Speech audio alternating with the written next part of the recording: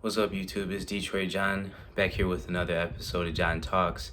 I just wanted to give you guys a quick review, some thoughts that I had of the game. I didn't want to say too much. There's not really much to say at this point in the season. But this whole James Harden and Kyrie Irving thing, they're just tryhards.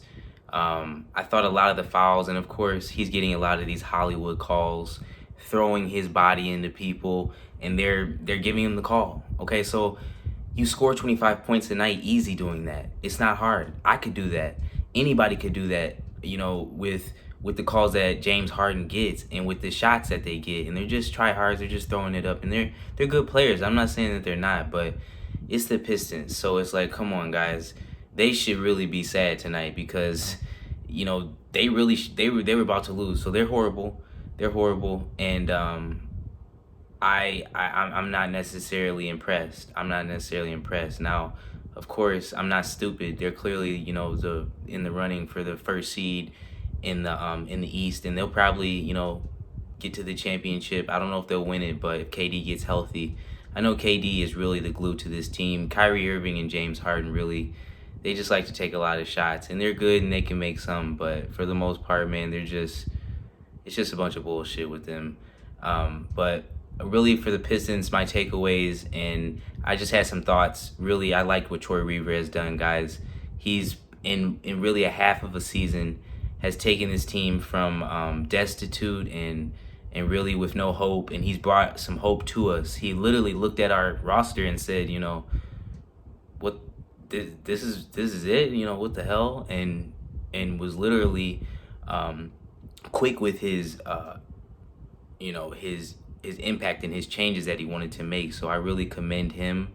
And beyond him, I want to talk about Killian. But before him getting rid of Svi Mykhailiuk was a great idea, guys. I'm really happy Svi moved on. His opportunity was it was over here. It was over. As well as Seku's is. That really brings me to Sekou, which is something that is tough to say because he was I'm pretty sure a top 10 pick or something around there, and he just hasn't panned out. He was supposed to be Pascal Siakam, and he was nothing even close, not even in the vicinity. And if you really want to ask me, these French players, they're soft. They're soft as cookies. They don't have any mean streak in them, and they don't have any.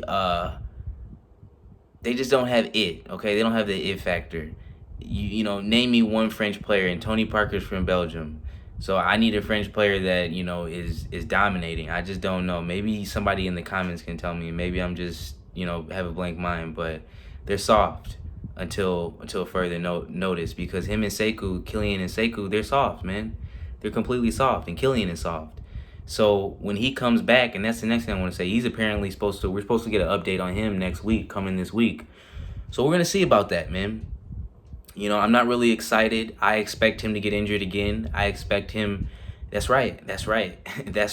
I don't expect anything good to come out of this, guys, because, and I hate to be the pessimistic guy, but you guys need to hear this truth. He was horrific. And he was turning over the ball at a rate you cannot do. His defense was good, but his offense was horrific, and he was soft. And that was the real part. It didn't look like he had any heart. And that's what I'm worried about. But I'm going to give him another chance because he comes back next week. Hopefully, his shot wasn't even going. He was shooting in the 20 percentile from 3. We got big problems with this dude. And so I know a lot of people have, forgot. I haven't. And now that we have 4 point guards, DeLon Wright, Saban Lee, Killian Hayes, and Dennis Smith, who couldn't play tonight because of health protocols, it's important for him to perform well because it's a backup now. We got people behind you. And Saban has not looked good. He hasn't looked aggressive in these last 3 games. I don't even think he scored, but I think it's his confidence. I don't want his confidence to be waned now that DeLon Wright is healthy and now that Killian is coming back. So I know, that could do something to his psyche, thinking, man, where am I going to be? I hope it don't send me back to the D-League or something crazy, because he hasn't even been attacking the rim these last couple games. I don't know what's gotten to his head, but I don't know what he's thinking. If he thinks he's gonna stay on the court, guys, and not be scoring the ball and not be aggressive at point, it won't happen. Not when you have Dennis Smith and maybe Killian Hayes and DeLon Wright, behind you. So somebody's going to have to really talk to him and say, hey, don't let your guard down. Now's the time to let it up. Now's the time to really get to hooping.